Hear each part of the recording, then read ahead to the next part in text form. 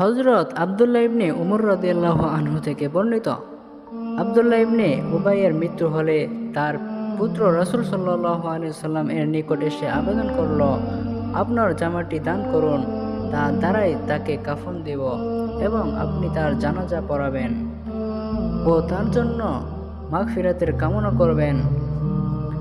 নবী করিম সাল্লাল্লাহু আলাইহি ওয়াসাল্লামকে সংবাদ দিলে তিনি জানাজা পড়তে উদাসীন হলেন।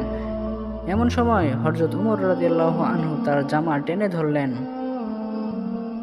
বললেন, মুনাফিকদের জন্য দোয়া করতে আল্লাহ কি আপনাকে নিষেধ করেননি? তিনি বলেন, দোয়া করা বা না করা আমার ইচ্ছাধিক।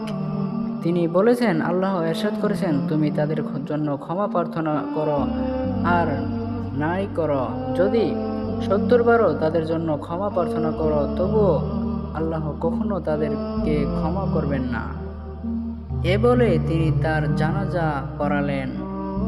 তৎক্ষণাৎ নাজিল হলো, আপনি আর কখনো তাদের কারো জন্য জানাজা পড়বেন না এবং তাদের কবরের পাশেও দাঁড়াবেন না।